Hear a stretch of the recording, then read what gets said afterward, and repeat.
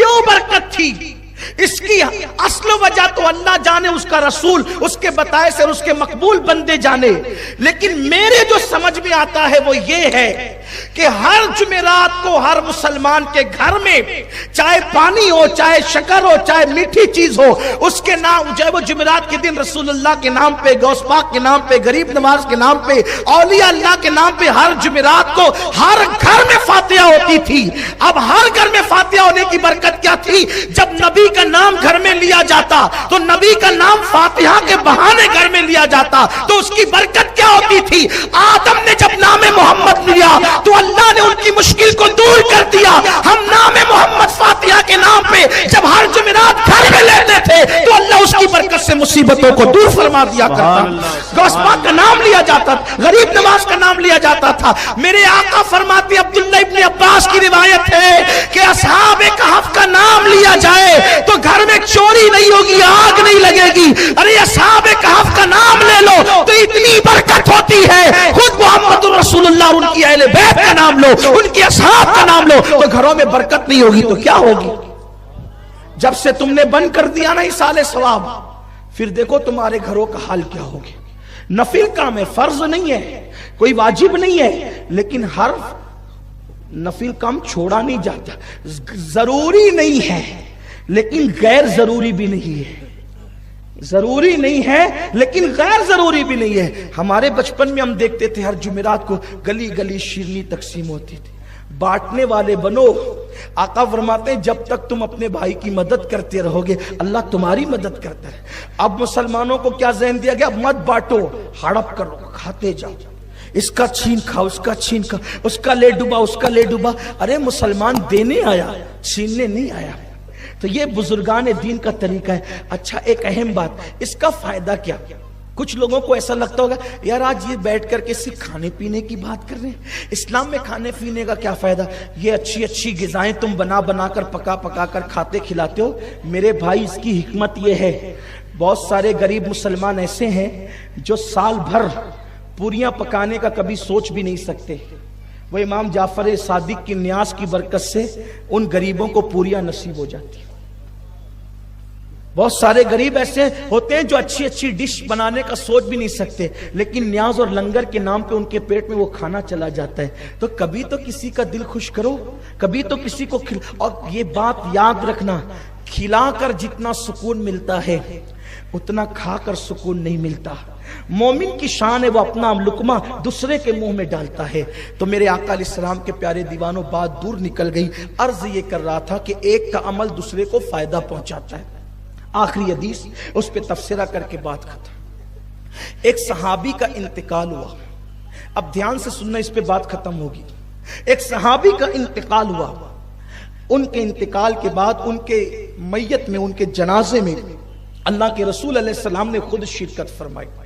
حدیث پاک کا مفہوم ہے جب ان کو قبر میں دفن کر دیا گیا، جب قبر میں ان کو دفن کر دیا گیا، مٹی ڈال دی گئی، تو آقا کریم صلی اللہ علیہ وآلہ وسلم ان کی قبر پر موجود رہے۔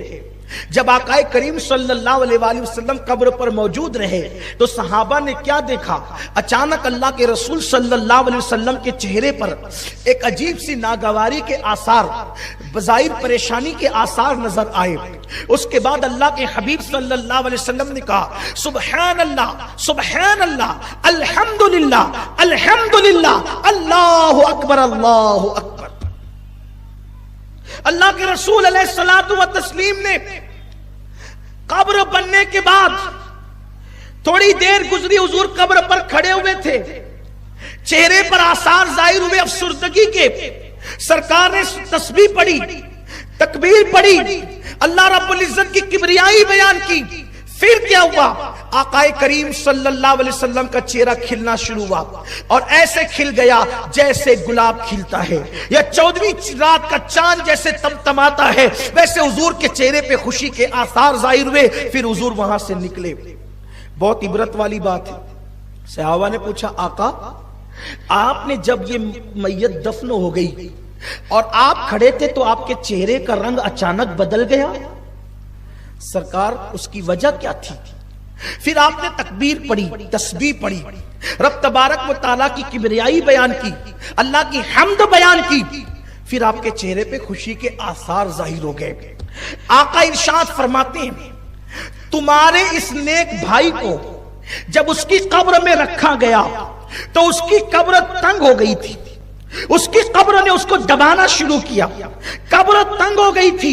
जब मैंने कब्र को तंग देखा तो मैंने अल्लाह की तकबीर पढ़ी, रब की हम्द की, रब की तस्बीह बयान की, अल्लाह अकबर।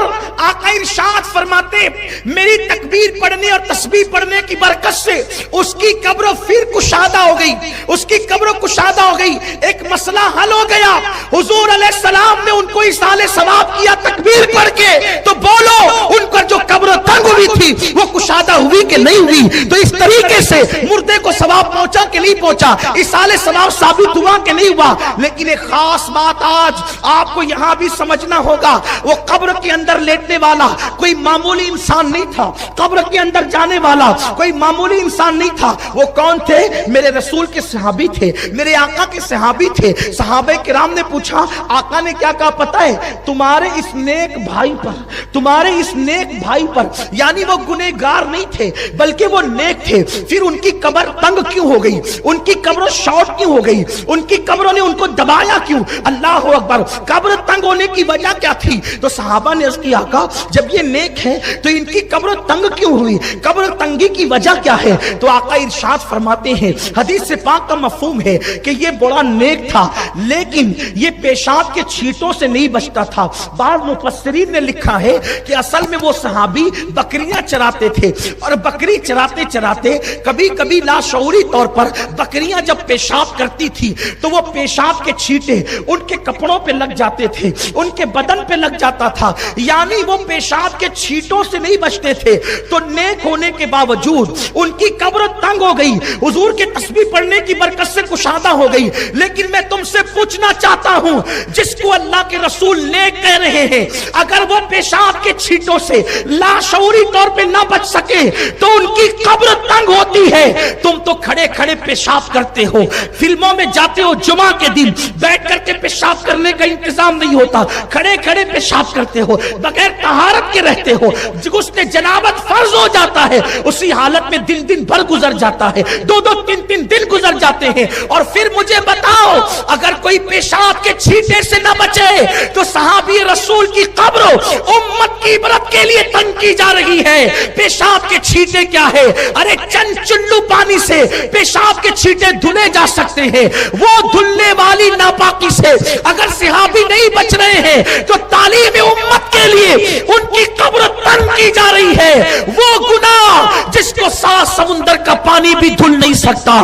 तुम उन गुनाह से नहीं बच रहे हो। बताओ तो हमारी कब्रों का हाल क्या होगा, हमारी कब्रों के मामलात क्या होंगे? अल्लाह अकबर। आज मुसलमान कब्र के हवाले से इस कदर बेबाक हो गया, कब्र की फिक्र ही नहीं। अजान हो रही है, मस्ती मजाक करते हुए चौक पर बैठे हुए हैं, नुक्कड़ों पर बैठे हुए हैं, घरों के अंदर फिल्में देख रहे हैं, सीरियल देख रहे हैं, मोबाइल के अंदर गेम खेल रहे हैं, मोबाइल में डूब चुके हैं, कोई कैरम खेल रहा है, अल्लाह अकबर, कोई शराब के अड्डों को आबाद कर रहा है।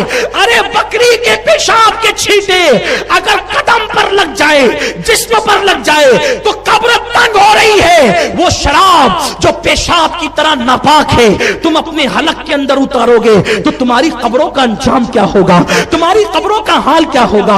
आज मुसलमान इतना बेबाक हो गया कि दुनिया की रंगरेलियों में डूब करके कब्र को भूल गया।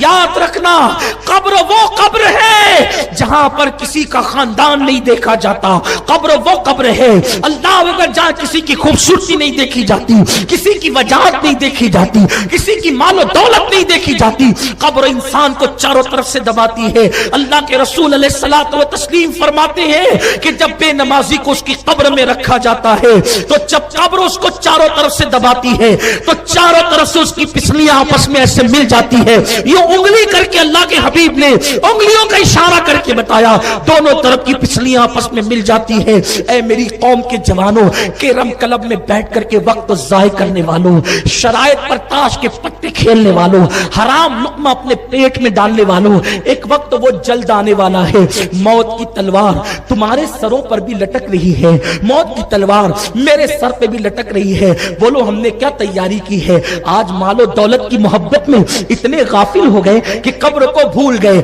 میرا اللہ قرآن میں فرماتا ہے الہاکم التکاثر حتی زرتم المقابر، مال کی زیادہ طلبی نے تمہیں ہلاک کر دیا، یہاں تک کہ تم قبر کے دہانے تک پہنچ گئے۔ آج نہ حلال دیکھا جا رہا ہے نہ حرام دیکھا جا رہا ہے، الگ الگ انداز سے کاروبار کیے جائے۔ اگر مال کمانے کے لیے کسی کا قتل کرنا پڑے تو آج کا مسلمان قتل بھی کر رہا ہے، مال کے لیے کسی کا گھر اجاڑنا پڑے تو آج کا مسلمان گھر بھی اجاڑ رہا ہے، مال کمانے کے لیے اللہ رسول کی نافرمانی کرنی پڑے تو آج کا مسلمان اللہ رسول کی نافرمانی بھی کر رہا ہے۔ میرے بھائیوں آخر بتاؤ تو کتنی گارنٹی لے کر آئے ہو، کب تک جیو گے؟ حلال مال کمانے والے مال اپنی قبروں میں نہیں لے جائیں گے تو حرام کمانے والے لے جائیں گے اپنی قبر میں مال۔ کیوں جا رہی ہے میری قوم نشے کی طرف؟ کیوں جا رہی میری قوم حرام کی طرف؟ لوگوں کا حال ہی ہو گیا 10 روپے قرضہ دے کل 15 لا کر کے دوں گا، یہ سود ہے۔ کچھ تو ایسے نکامے ہیں کہ بیٹھے رہتے ہیں ہوٹل پہ، ہوٹل کی کرسیاں توڑتے رہتے، بیوی جائے برتن جھاڑو کرنے اور یہ ننگے نواب، یہ اپنی استری نہیں ٹوٹنی چاہیے۔ اسلام بوجھ بننے کی بات نہیں کرتا، اسلام بوجھ اٹھانے کی بات کرتا ہے۔ مرد وہ نہیں ہے جو بیوی کی تنخواہ پر گزارا کرے، مرد وہ ہے جو خود کما کر کے دوسروں کا بوجھ اٹھائے۔ لوگ بڑی بڑی باتیں کرتے ہیں، حرام مال کماتے ہیں، بیٹھے رہیں گے، وہ آ رہا ہے، وہ نہیں ہے وہ ہے، وہ نہیں ہے وہ ہے، اچھا شرط لگا، وہ نکلا تو تو چائے پلائے گا؟ اسلام میں شرط لگانے کی کیا گنجائش ہے؟ نہیں، کچھ نہیں۔ کچھ لوگ ایسے گھنٹوں گیم کھیلتے موبائل پہ بیٹھے ہوتے، کھلونا بنا لیا موبائل کو، ناجائز ہے، ٹائم برباد کر رہے ہو۔ سوچو قبر، صحابی رسول کی قبر، صرف پیشاب کے چھینٹوں سے نہ بچے، قبر تنگ ہو گئی۔ اور صحابی کسے کہتے ہیں؟ اولیاء سے بڑا مرتبہ صحابہ، بڑے سے بڑا ولی صحابی کے قدم تک نہیں پہنچ سکتے۔ جب ان کی قبر صرف پیشاب کے چھینٹے سے، وہ بھی جان بوجھ کے نہیں، لاشعوری طور پر، ہماری قبریں کیا ہوگی؟ ہم نے تو شراب کو حلق کے اندر ڈالا ہے جو پیشاب کی طرح ناپاک ہے۔ وہ کتا گولیوں کی نشے میں ڈوبے، لت میں ڈوبے، سود کے ناپاک حرام لقمے اپنے حلق کے اندر ڈالے، کسی کا قتل کیا، کسی کا دل دکھایا۔ جانتے ہو اگر قبر کی تیاری کرو گے تو بھی مرنا ہے، اور تیاری نہیں کرو گے تو بھی مرنا ہے۔ قبر میں جاؤ گے، نہ بیوی آئے گی، نہ بچے، نہ مال، نہ منال، نہ دوست، نہ احباب۔ میرے بھائیوں جن دوستوں سے تم نے دل لگایا ہے نا، ان میں سے بہت سے وہ ہوں گے جو آپ کی میت میں بھی نہیں آئے۔ بولیں گے یار دکان پہ بیٹھنے والا کوئی نہیں ہے، پلیز ذرا سا تھوڑا اگر جنازہ مؤخر کر دیتے تو اچھا ہوتا۔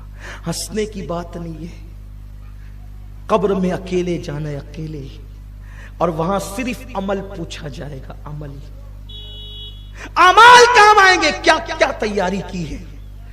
اللہ نے ہمیں دنیا میں ٹائم پاس کرنے کے لیے نہیں بھیجا، دوسروں کا مذاق اڑانے کے لیے نہیں بھیجا، آوارہ گردی کرنے کے لیے نہیں بھیجا، عورتوں پہ بد نظری کرنے کے لیے نہیں بھیجا، کسی کا گھر اجاڑنے کے لیے نہیں بھیجا۔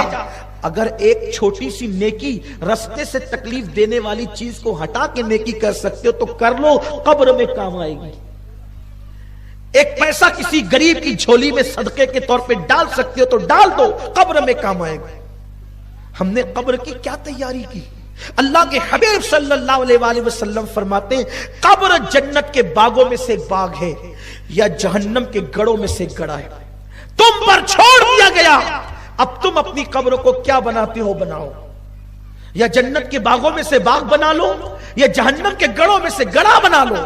قرآن کہتا ہے الذی خلق الموت والحیات لیبلوکم ایکم احسن عملا، اللہ نے زندگی اور موت پیدا کر کے تم سے امتحان لیا ہے، کون تھوڑی سی زندگی کو پا کر اچھا عمل کرتا ہے۔ اچھے اعمال کے لیے آئے ہو، اچھا عمل کرو، کیوں پاپ کرتے ہو، کیوں گناہ کرتے ہو؟ جس وقت موت آئے گی میرے بھائیوں، آج تم اپنی جوانی پر غرور کر کے کیا نہیں کر رہے ہو؟ आज तुम अपनी जिंदगी पे तकब्बुर करके वो कौन सा गुनाह है जो हमारी जिंदगी में मौजूद नहीं है। मजाक में भी झूठ बोलना हराम है, झूठ अपनी आदत बन गई। ऐसा मत करो।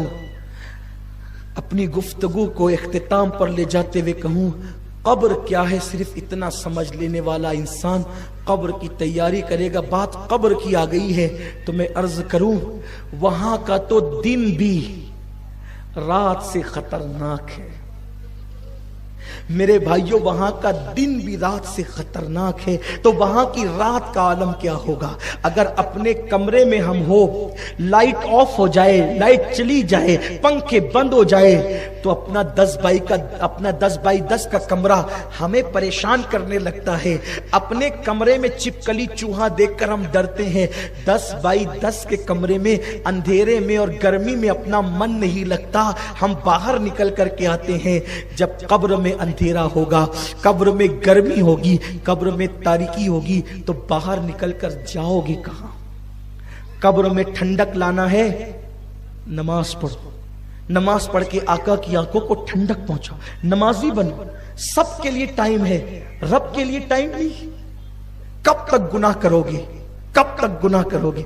अल्लाह के हबीब सल्लल्लाहु अलैहि वसल्लम गैब दा नबी फरमाते हैं, जब मुर्दे को उसकी कब्र में रख दिया जाता है तो लोग उसके मुंह पर मिट्टी मनो मिट्टी डालकर जब पलटते हैं तो मुर्दा उनको हसरत से देखता और कहता है, भाई तू भी जा रहा है, चचा तू भी जा रहे हैं, अब्बा आप भी जा रहे हैं, दोस्तों तुम भी जा रहे हो। लेकिन कोई उसकी बात सुनने वाला नहीं होता, हत्ता कि वो कदमों की आहट सुनता है और हसरत से देखता है कि काश मैंने इनसे दिल न लगाया होता। सबसे दिल लगाने वालों, रब से दिल कब लगाओगे। सबके लिए वक्त निकालने वालों, रब के लिए वक्त कब निकालोगे। जिन लोगों को ये मारिफत नसीब हो गई, वो अपनी कब्रों की रातों को दुरुस्त करने के लिए पूरी पूरी रात रोते थे। और याद रखना, जिन्होंने कब्र की तैयारी की, इंशाअल्लाह उनकी कब्र जन्नत के बागों में से एक बाग होगी। उनके लिए जन्नत का बिस्तर बिछाया जाएगा, उनके लिए जन्नत का बिस्तर बिछाया जाएगा और कहा जाएगा, नम का नौमतिल अरूस, सो जा ऐसे जैसे पहली रात की दुल्हन सोती है। गफलत मत करो, ये जिंदगी पहली और आखिरी मर्तबा दी गई है।